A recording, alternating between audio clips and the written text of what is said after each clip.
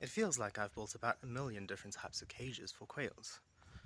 I've built wooden structures, much like the pig pen, which you'll see in an upcoming video, or may have seen already, depending on when I post this. I've used a coop that was originally built for chickens, but was decommissioned when they outgrew them, because those Rhode Island Reds grew to something beyond what length and height I was told they were supposed to reach. But anyway, I wasn't complaining about that. And I've had them in wire mesh cages. Of all the cage designs I've tried, all of them led to disaster, except for the wire mesh. I've lost respectively about 70 quails in one cage and about 50 in another, due to the creative efforts of the civet, which, frustratingly enough, likes to kill quail but not eat them. Today I'll be showing you how to construct a cage out of wire mesh and J-clips. It's one of the easiest cages to build, super fast, and also extremely effective in levels of security. Let's get into it. So the first thing you want to do is figure out exactly how much of each side you want to fold. In other words, how high you want the cage sides to be. In this case, I know I want a 30 centimeter cage side because I'll be working with chicks and quail, and with quail you either have to give them a spacing of about a foot height or otherwise 6 feet, because anything in between and they can jump when they get flustered and break their necks against the lid. So in this case we're probably going to have a little bit of an overshot, maybe 35-40 centimeters. That shouldn't be too bad. So I'm going to try and fold up 20 centimeters on each side, and I'll just fold both ends out of the same piece of wire, so I just have to build a cover for the top rather than a cover for the top and the sides. So since I already know that my cage is 50 centimeters wide and the roll is 90, what I'm going to do is try and center it as best as I can, like so. Seems more or less accurate, and then count the amount of blocks to see if I'm correct. In this case, we have 2, 4, 6, 8 on this side, and 2, 4, 6, 8, 9 on this side. So what we need to do is move it up just enough so that we have 2, 4, 6, 8.5, 2, 4, 6, 8. Alright, so it seems like that was not going to pan out no matter how I do it, unless I just scoot up a little. Let's see again. 2, 4, 6, 8, and a little bit. 2, 4, 6, 8, and a little bit. So now we know that you need to fold up on this row here, where that little bit comes into play. Just bring it down so it's level. And now the top I need to measure, because I know that I want a 30 centimeter side on each side. I just realized that because the second roll will be adding approximately 20 centimeters rather than 10, I'll be ending up with 40 centimeter height. Well, I knew that before, I just remembered it. So I need to adjust the side lengths slightly. But let's just check how much we'll have on each side from each roll, and then work from there. From the side to the edge is, yep, more or less exactly 20 centimeters. So that tells me that I need, rather than a 30 centimeter side, I need a 40 centimeter side, unless I'm planning on cutting that out of the other roll as well. So to make this easier,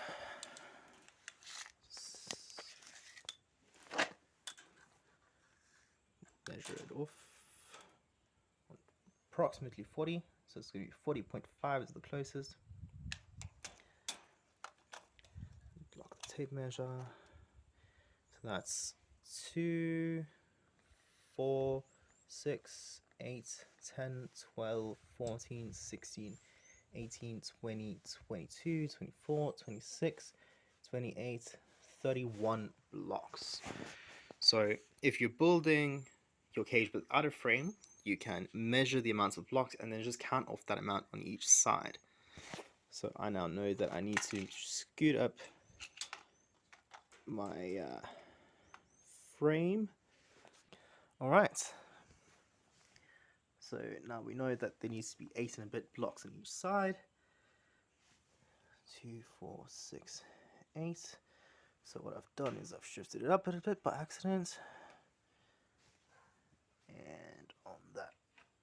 And it needs to be on that row. So we've got that down. And we just need to straighten out that end. And then we can start folding and cutting. Once you've determined how many blocks to fold in on each side to get your desired size, simply start folding them.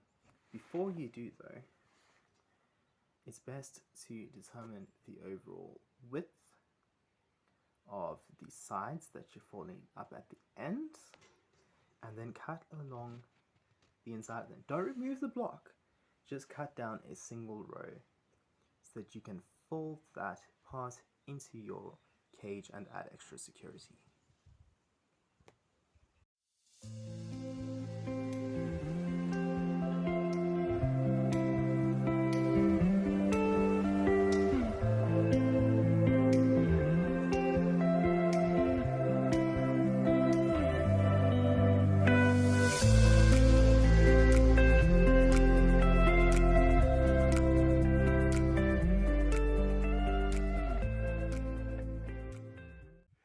As you can see, I've cut up both sides of the end so that I have 2 loose flaps. Now I'm going to fold this one up so that it's at the correct angle, and then fold these 2 in behind it for support once this one's done folding.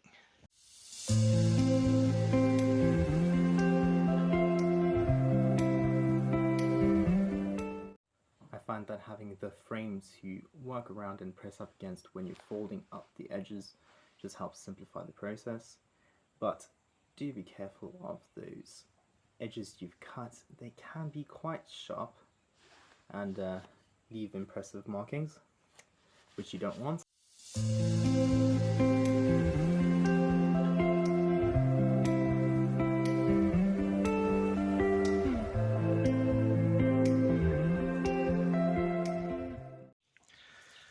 So it turned out to be easier to finish cutting the length first. So now I'm going to repeat the process of cutting the 2 flaps on the other end, and then we'll start J-clipping everything together. This is what we have now before cutting and folding, and that's more or less what it will look like after cutting but before folding. Once you've finished cutting your wire to length, simply fold up the sides on the amount of blocks that you determined previously. If you're using the frame, it helps significantly when it comes to folding because you can just push the wire up against it and gives it a permanent kink, sort of, fold. And when you're doing these, the side flaps, my mother wisely pointed out that if you fold them inwards and then fold them back, they already have a crease that makes it easier to fold them again. So you might want to do that before you finish folding up the sides, just to make overall assembly easier. As you can see, wire mesh cages are also pig friendly. These ones are so curious. So they're in everything and on everything, but they're none the worse for it, so no complaints. Once you're ready and have all the sides folded and prepared, you can start folding them into the correct shape. When they're in place, And this might not be as simple as it sounds the first few times, because it takes a minute to figure out exactly how to fold them without getting all the little points stuck into everything. You can use those points for extra support on your cage by folding them in when you're done in their final position. But next up, let's add a J-clip to secure this corner.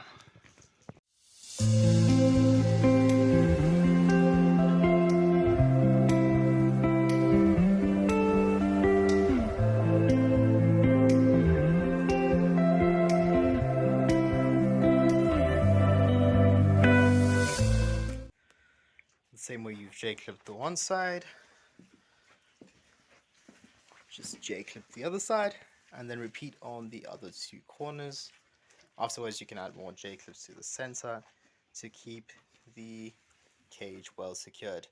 And as you can see, I have lots of company.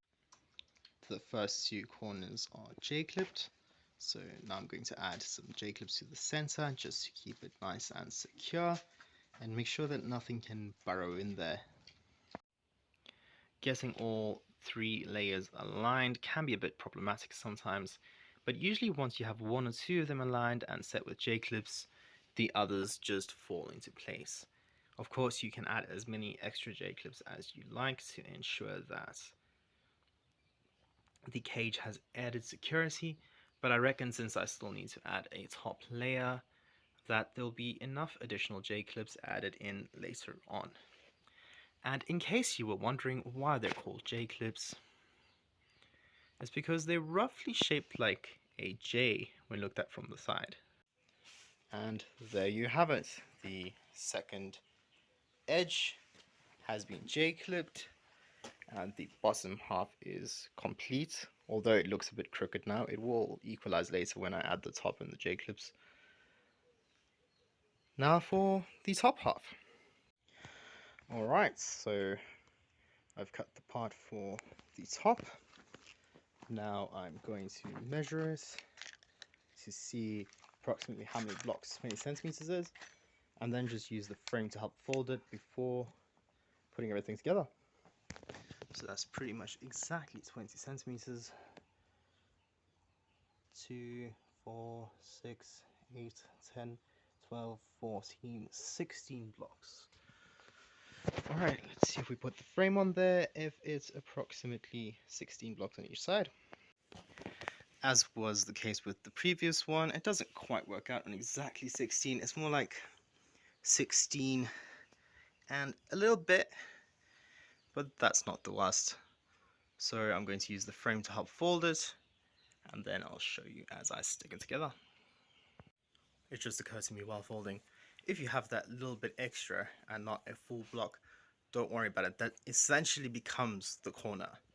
It's the part that bends so that you have a nice straight flat line that becomes the top part or the bottom part or the side, wherever you're folding, and then that little piece of a block becomes the actual corner. And there you have it, the top half ready to be inserted.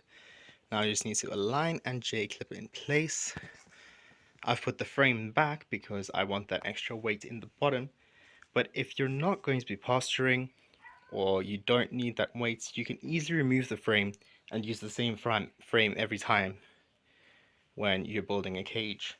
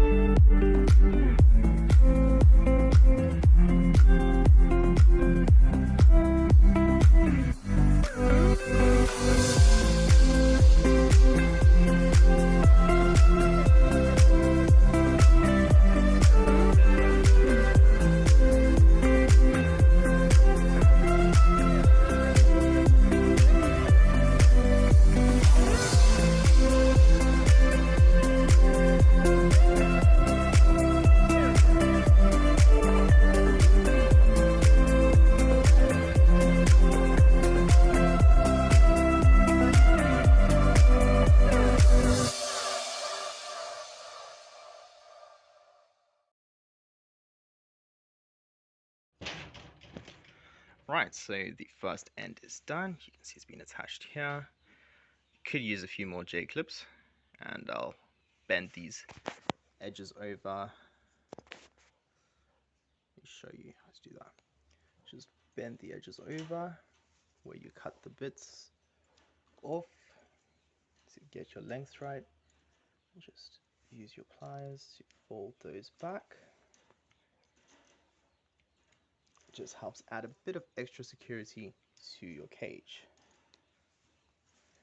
And it also helps get those little bits out of the way so that you don't accidentally stab yourself with them every time you go to feed your chickens or rabbits or quails or whatever it is that you're putting in your cage. And as you can see, it adds considerable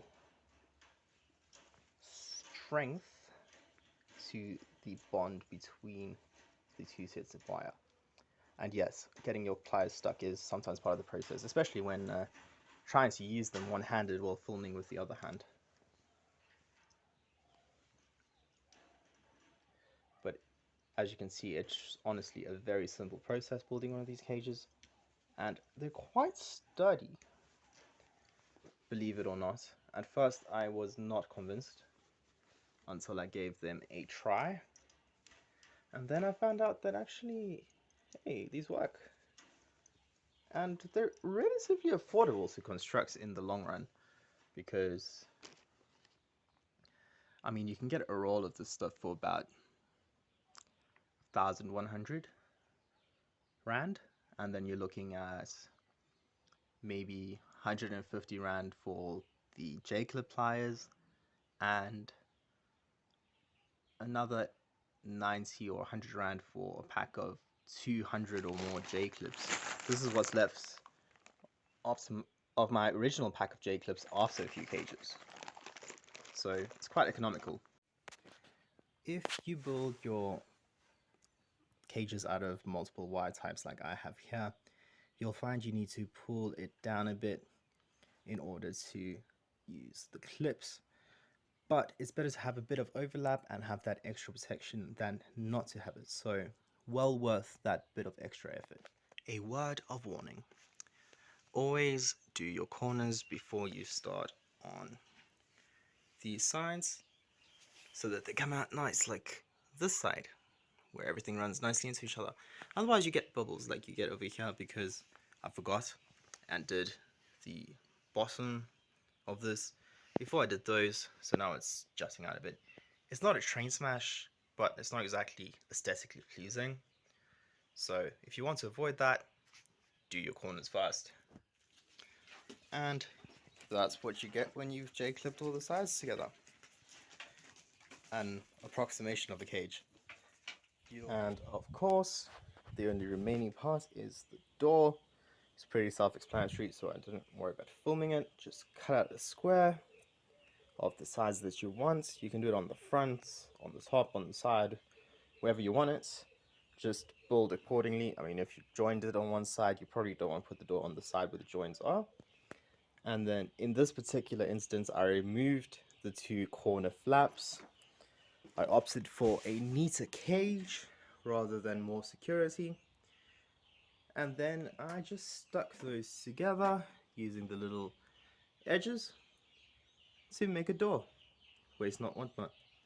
And you want to put something on there just to keep it closed if you're leaving this outside.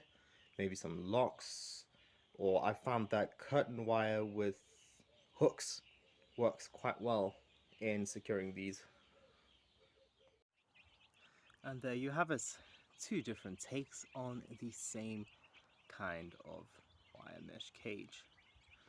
This system truly is extremely versatile, and your only limit is your imagination. If you want to build really big cages, then choose a very thick wire aperture so that the wire itself has quite a bit of strength.